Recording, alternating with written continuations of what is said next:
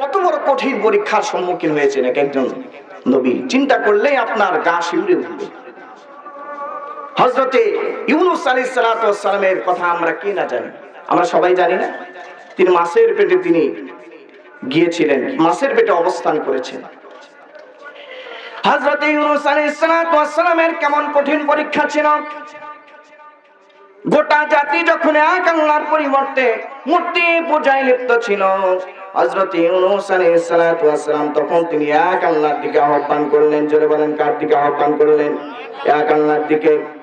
গোটা জাতি যখন হযরত ইউনূস আলাইহিস সালাতু ওয়াস সালামের কথা প্রত্যাখ্যান করলো, হযরত ইউনূস আলাইহিস সালাতু ওয়াস সালাম আল্লাহ রাব্বুল আলামিনকে তেনার খোফের কথা জানিয়ে দিলেন।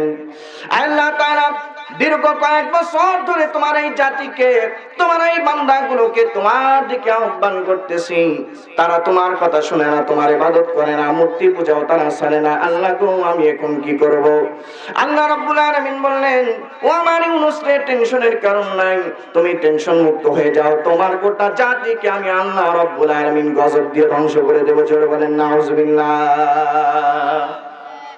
হযরত ইউনূস আলাইহিস সালাতু ওয়াস সালাম চিন্তা করলেন, যেই জাতির উপরে গজব আসবে, যেই জাতির উপরে আল্লাহর রাগান্বিত ক্রোধের সে অগ্নিশিখা আসবে, সেই জাতির মধ্যে যদি আমি থাকি তাহলে আমিও ধ্বংস হয়ে যাব। জোরে বলেন ঠিক কিনা?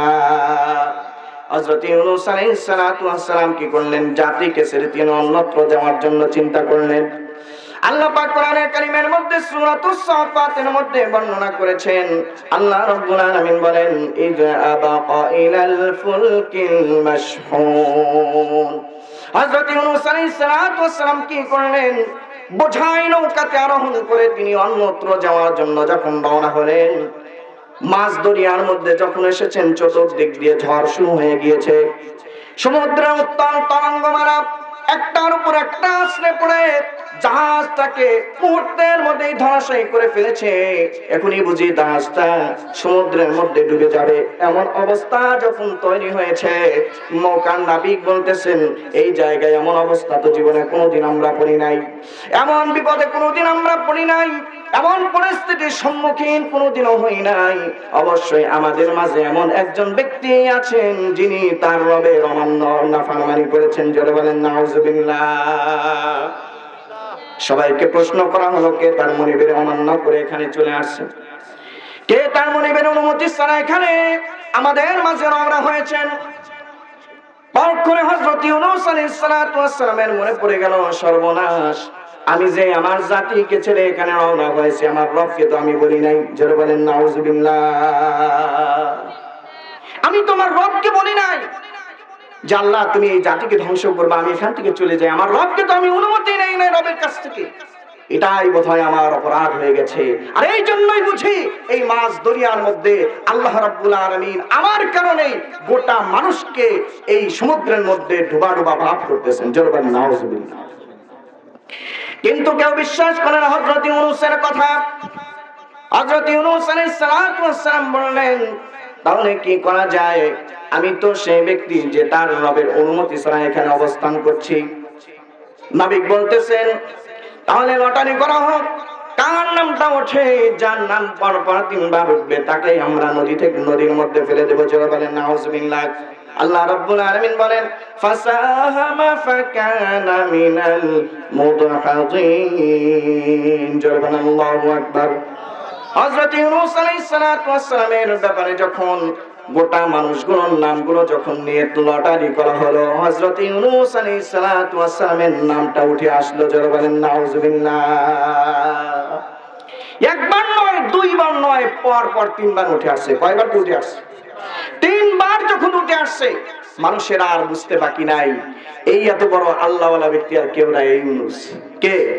হযরত ইউনূস আলাইহিস সালাতু ওয়াস সালাম। তিনি কি কেউ আবার চাচ্ছেন যে সমুদ্রের মধ্যে ফেলে দিতে, আবার কেউ চাচ্ছেন না এ তো আল্লাহর নবী, একে আমরা কেন ফেলবো?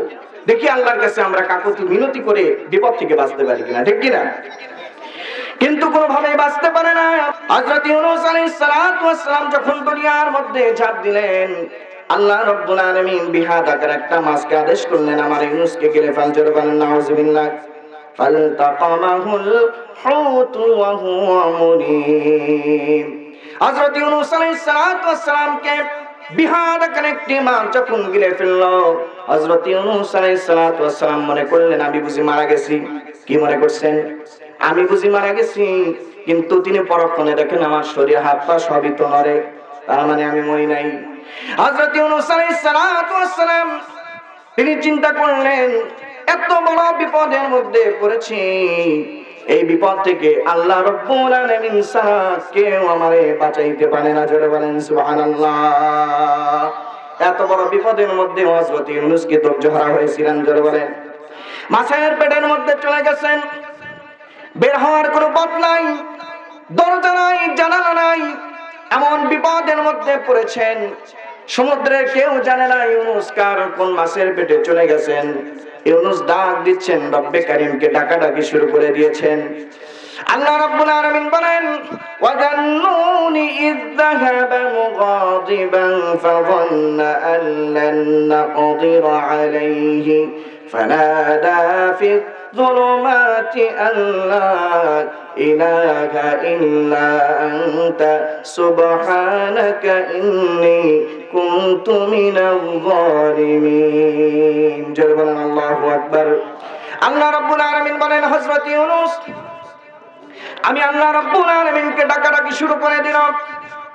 আমার ইউনূসের ডাক ও দুনিয়ার মানুষ লক্ষ্য করো, সমুদ্রের কেউ শুনে নাই, জমিনের উপরে কেউ শুনে নাই, অন্তরিক্ষের কেউ শুনে নাই, মাছের পেটে আমার ইউনূসের আত্মচিৎকার আমি আল্লাহ রাব্বুল আলামিন শুনতে পেয়েছি। চিল্লায়া বলেন সুবহানাল্লাহ।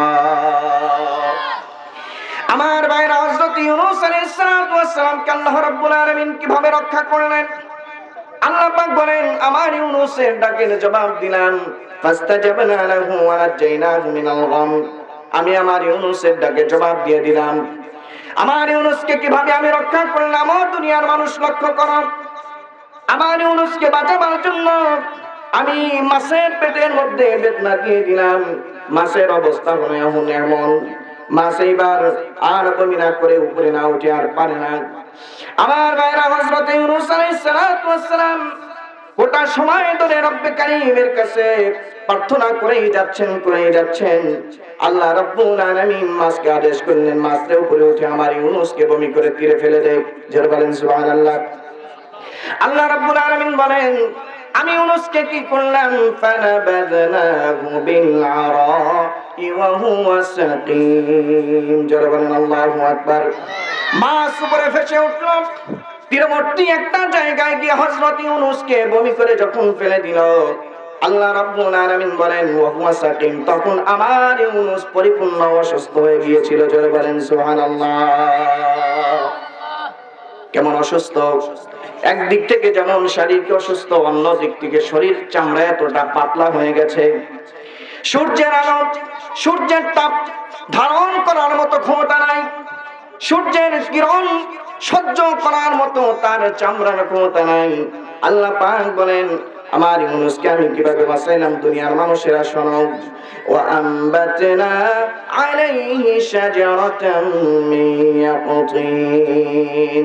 আমি আল্লাহ রাব্বুল আলামিন মুহূর্তের মধ্যে জমিন থেকে একটা লাউ গাছ উদ্গত করে দিলাম। আমার ওই লাউ গাছের ছায়ার মধ্যে ইউনূসকে রেখে পরিপূর্ণ সুস্থ করে এরপরে আমি তার জাতির কাছে ফিরিয়ে দিলাম। জোরে বলেন সুবহানাল্লাহ। ওয়া আরসালনাহু ইলা মিআতি আলফিন আও ইয়াজিদুন। আল্লাহু আকবার। আমার ইউনূসকে রক্ষা করলাম, সুস্থ করলাম, এরপরে 1 লক্ষাধিকের বেশি মানুষের কাছে আবারও তাকে রিসালাত দিয়ে পাঠিয়ে দিলাম। চিল্লায়া বলেন সুবহানাল্লাহ। যে আল্লাহ রাব্বুল আলামিন হযরত ইউনূসকে মাছের পেটের মধ্যে রক্ষা করেছেন, সেই আল্লাহ এখনো আছেন না নাই? আরো জোরে বলেন আছেন না নাই? মাছের পেটের মধ্য থেকে হযরত ইউনূসকে রক্ষা করে যে আল্লাহ রাব্বুল আলামিন আবারও দায়িত্ব দিয়া তাকে আবারও তার গোলামের নিকটে খেদমতে পাঠাইতে পারেন, সেই আল্লাহ বুঝি 12 বছর 10 বছর জেল খাটা, জরিমানা দেওয়া, সবকিছু করার পরেও আবারও জাতির মাঝে খেদমত করাইতে মানুষকে পারেন কি পারেন না? আরো যারা বলেন পারেন কি পারেন না? এক কোরআনের পাখি গেছে তো কি হয়েছে? হাজারো কোরআনের পাখি বাংলাদেশে তৈরি হয়েছে। যারা বলেন ঠিক কিনা? আমার ভাইরা একটা উদাহরণ দেই, বাদাইল গাছ চেনেন আপনারা? চেনেন না? বাদাইল গাছ চেনেন না? সেই গাছকে যদি গোড়া থেকেও কেটে দেন, ওই গাছটাকে মরে যায় নাকি নতুন করে আবার খুশি নেই? এক কোরআনের পাখি মেরে মারবা, বাংলার জমিনে তার অনুসারী হাজারো কোরআনের পাখি সেই কোরআনের ঝান্ডা ধরার জন্য, জমিনে রক্ত দেওয়ার জন্য দাঁড়িয়ে যাবে। জোরে বলেন ঠিক কিনা? আমরা কোরআনকে ভালোবাসি।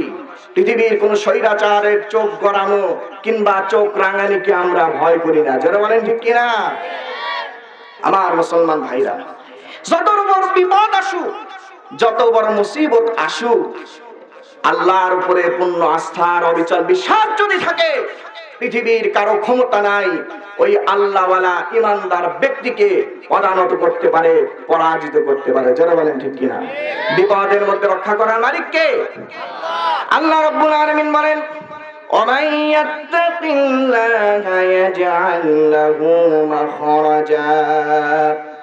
আল্লাহ রাব্বুল আলামিন বলেন, আমার যেই বান্দারা আমি আল্লাহ রাব্বুল আলামিনকে ভয় করবে, আমি আল্লাহর প্রতি পরিপূর্ণ আস্থা এবং বিশ্বাস রাখবে, আমি আল্লাহ রাব্বুল আলামিন বান্দা যত বিপদে পড়ুক না কেন তাকে বের হওয়ার পথ আমি বের করে দেব। চিল্লায়ে বলেন সুবহানাল্লাহ।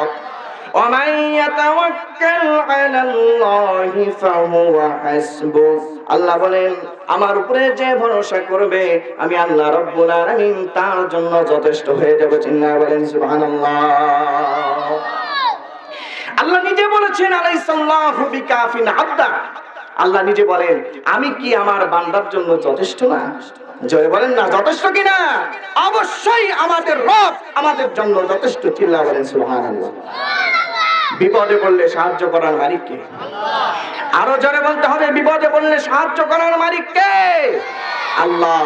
আল্লাহ ছাড়া কেউ বিপদ থেকে বাঁচাইতে, ইউনূসকে বিপদ থেকে বাঁচাইছেন কে? সমস্ত নবী রাসূল যে পরীক্ষার সম্মুখীন হয়েছেন, বিপদের সম্মুখীন হয়েছেন, তাদেরকে বাঁচাইছেন কে?